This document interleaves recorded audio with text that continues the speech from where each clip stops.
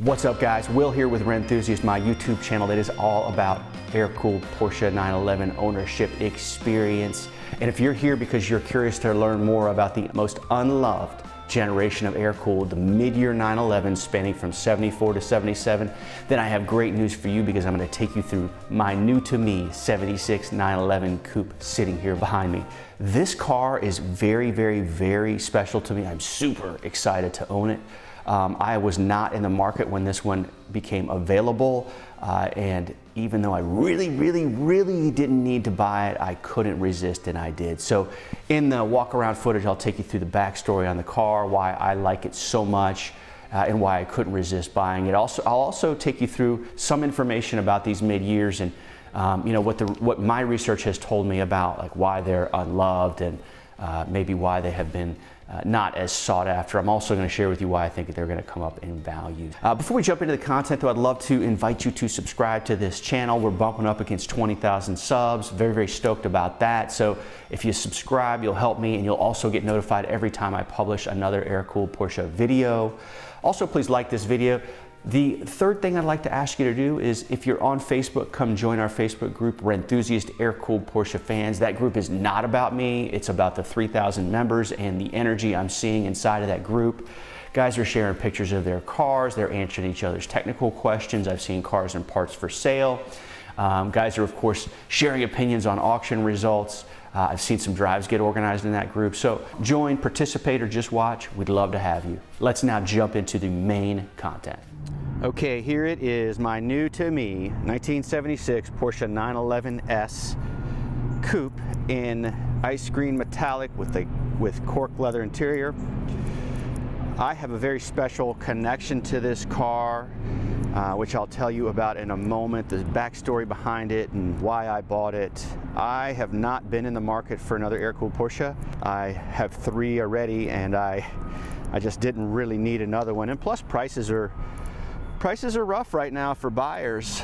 But I've been aware of this car since 2019. I went to my first air-cooled Porsche rally and I saw this car there. And when I saw this car in this color, with this interior, with these seat centers, I was absolutely in love. And in fact, I approached the owner at the time, made a soft run at the car, and I asked if it was available and would he sell it, and the answer was no.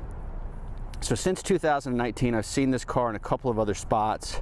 Saw it at Works Reunion, sitting out on the golf course, and man, I loved it there too. So I've always admired this car. I love ice green, it's amazing.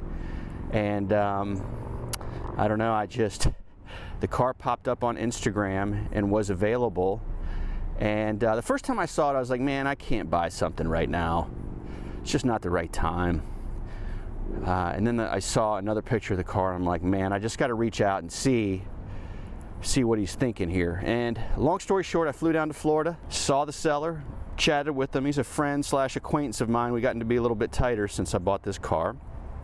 A guy by the name of Keith Ennis. He tends to find underground, really interesting 911s as well as some other vintage cars. So I'll put his contact information down in the description if you're interested in learning more about him. But long story short, bought the car, had it shipped up to North Carolina, and here we are. And guys, I want you to follow me here, and I want you to tell me in the comments if you've fallen into this trap before. So I own an 86 Carrera, Guards Red, and you know, it's a great car. I feel very connected to it. I'm just not a Guards Red guy. So the bargain I made with myself is, hey, if I buy this ice green car, what I'll end up doing is selling that 86 to make room for it.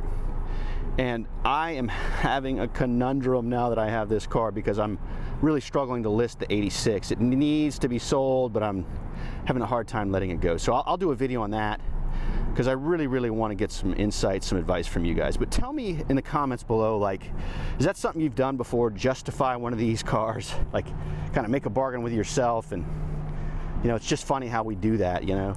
So anyway, 1976 911S, ice green metallic.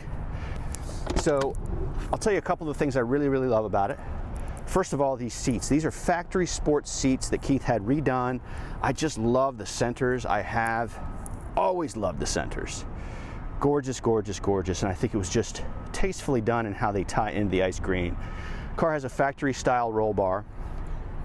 Very, very cool. And these pop out rear windows, man, I love that. I love the bright work.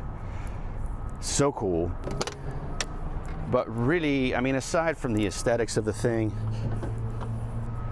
something really, really neat about this is this 3.2 motor. So they're, you know, these mid-year cars, 1974 to 1977, were unloved for a long time. I do think they're going to come up in value and collectability just because the colors that they came in were so cool, and a lot of them have had engine work done that took care of the problems that the 2.7s had. So let me give you a little background. The mid-years have been kind of the unloved generation. They fall between the SC and the long hoods. They are narrow body, and you know, I've done some research. There's a really great video out there, by the way. Nathan Mers is a dude who has done really 3 fantastic classic 911 videos. The guy's just a wealth of knowledge. He did one on, you know, long hoods and what's a hot rod and what's not a hot rod. He did one on, you know, the later G bodies, and then he did one recently on these mid-year cars. And these mid-year cars were unloved for a while. You know, it doesn't have the Carrera flares. It's narrow body. And the reason that they were unloved partially is they had a 2.7 liter motor.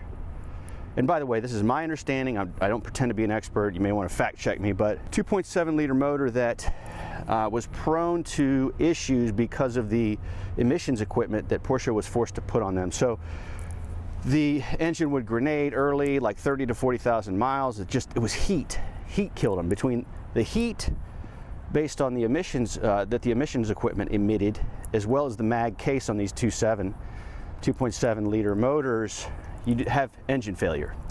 I'm going to do a driving impressions video of this car. I'm not going to do that for you today, just because I'm pressed for time, but I'll do a separate video in a couple weeks telling you guys what it's like to drive this thing. But I'm just going to say it's quick. It's a lot faster than my 86, which is interesting. So my 86 911 has a 3.2 motor in it as well. But man, over the years, so between like 74, 75, 76, up through the later G bodies, like so all the way up through 89, they progressively got heavier.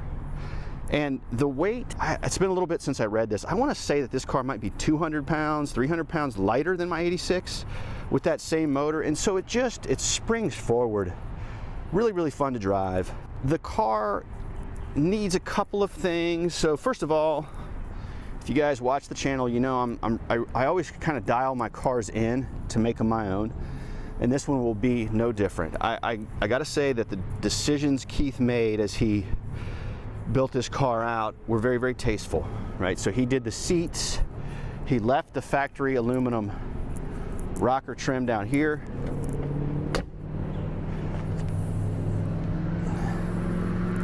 He put the roll bar in. So, you know, the way that he describes this car as it sits today is a gentleman's hot rod. It also has a Fab Speed exhaust on it, which sounds really, really good.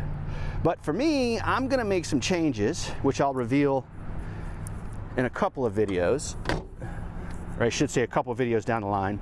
So if you're interested in seeing the plans for this car, how they unfold, definitely subscribe to the channel if you haven't already, so you're notified when I publish those videos, in case you're interested, or maybe you own one of these cars and you're thinking about making some changes.